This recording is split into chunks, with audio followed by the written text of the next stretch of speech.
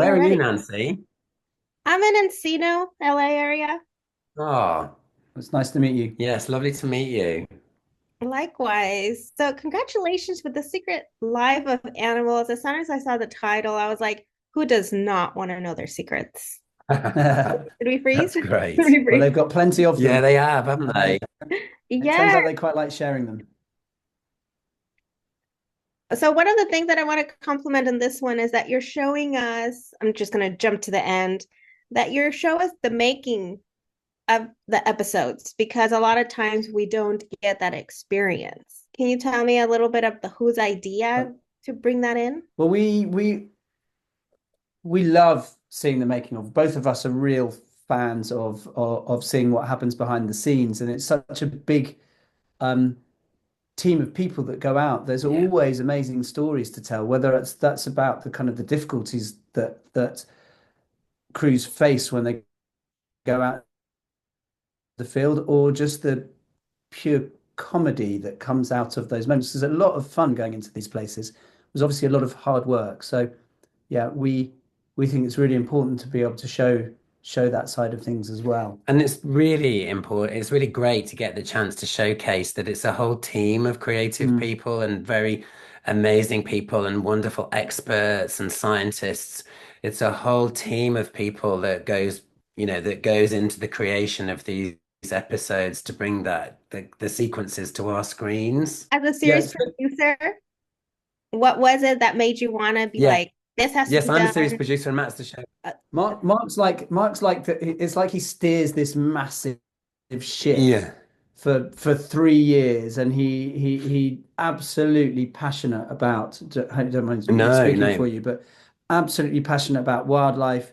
I mean, you've been. I mean, since for Well, 34 years, Mark's been doing yeah, this. basically, I've been making wildlife films for 30 years. And what was amazing about this series was the chance to make a series that might relate to all of our lives. All of us face the same challenges, like whether it's raising a family, leaving home, learning our trade, finding a mate, or growing old. And I was really passionate about trying to reveal to the world just how similar lots of the challenges animals face are to our own lives, because I thought that would relate to people and would make people talk about the animals. And it gave us a great framework on which to reveal some really extraordinary, new and surprising behavior, which people might not have seen before. Yeah, it's a really fun and engaging way to look at the natural world, and they're wonderful stories to tell. Really, something in this for everyone, and you can watch it whether you're young and you're kind of you're looking at, I don't know, raising a family, and kind of there's some kind of something relatable about being taught or mastering your talent. Yeah. It's really that we all have to master talents, and it doesn't just come easy to us, all the way up to growing old. And the idea that once you're once you get into your older age, you can reinvent yourself.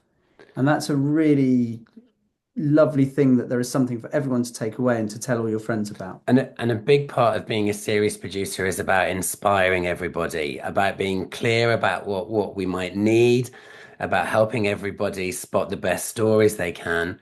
But a huge amount of my job is bringing out the best in everybody from the team and getting everybody as excited and motivated and as creative as they can be.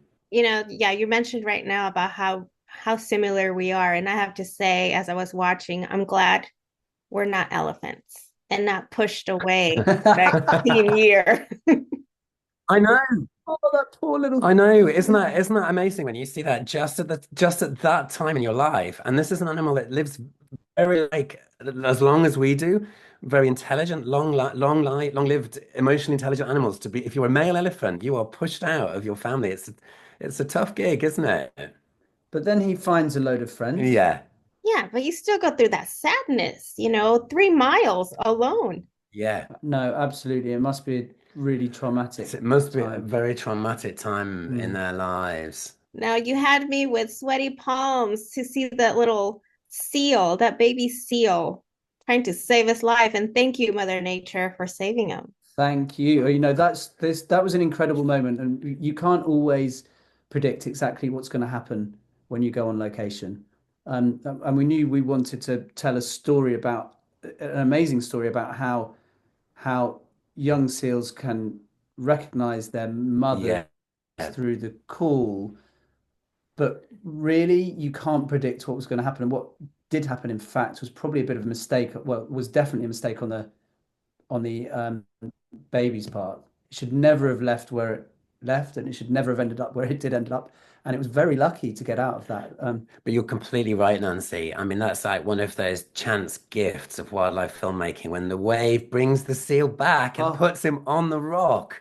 believe it when we saw that You couldn't footage. believe it, can you? You know, the chances of that happening, and there he is, and he gets put back and he manages to stay on. It's amazing, isn't it? Yes, I was cheering for as I'm sure many viewers Yeah, will us do. too. Us too when we saw Yeah. it.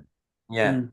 And you know what's the other incredible thing about that, actually, just thinking about technology and the things that the fact that you can now have a lightweight drone that could have filmed all that, you know, in 10 years ago, you wouldn't be able to capture that Not sequence. in that way, no, not at all. That's true. You guys have been doing this for many years. We are getting a better, bigger picture thanks to the drones. Yeah, yes, absolutely. It gives you a whole new angle, a whole new aspect and understanding of nature. It's less obtrusive. You can carry these things with you in your backpack and then launch it, and it doesn't trouble any animals. Um, it wasn't that long ago where you'd have to go up in a helicopter and film Yeah. from from half a kilometer, half a mile away because a helicopter could spook something like that. Yeah. Yeah. It's just you can get above and beyond and look down in a plan view and see distant private bits of behavior that we just never could Mhm. before. And that's so revelatory. But not only that, there are now cameras that can film at night in color, and there's tiny motion control rigs that mean that you can film tiny animals and in intricate detail. And it's technology is constantly changing. You kind of almost can't imagine what the next thing's going to be. But it is fantastic. I don't know if you've seen like in the Raising the Family episode, the lace wing, that and she lays her eggs on threads. And we had lenses that enable us to fill frame with a lacewing insect's face, and you can almost How see big's her. a lacewing? And a lacewing, the whole animal is about, I don't know, an inch, and yet we managed to fill a frame, and you can see the mother lacewing gulp. Yeah. And like Wow. it's gone by, that was just unimaginable. And like Matt's saying as well, the new cameras that can see into dim light, which when I was younger, you know, we unless you lit something and that changes animals' behavior so much, you couldn't see into the dark. Whereas now we can see into the dark in color and reveal bits of behavior and character that you could have only, well, they would be on dreaming about because you just couldn't see them in the past. Hmm. Thank you for this magical television series, and people are going to be able to appreciate in their big screens because it's lively, the colors, it's awesome. And to wrap up, question. When I watch The Art of Deception, do I need Kleenex? Well, Um, I think well, look, prepare to be amazed when you see the art of deception. yeah. I think that, it it's one of my favorite episodes actually because it's kind of we don't want to admit that we quite like we all tell the odd white lie or two, really. And the way that animals can deceive other animals is incredible.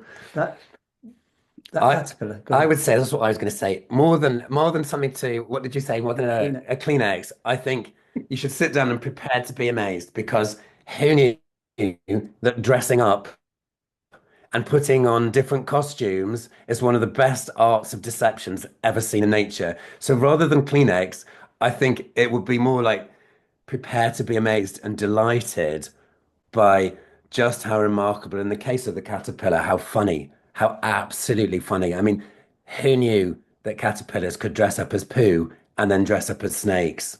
Wow. Okay, I gotta learn about that secret. Thank you so much. I love the series so far, what I've seen. So I'm sure I'm gonna love the rest. Oh, Enjoy the that's rest. great. Thanks, Enjoy the Daisy. rest then.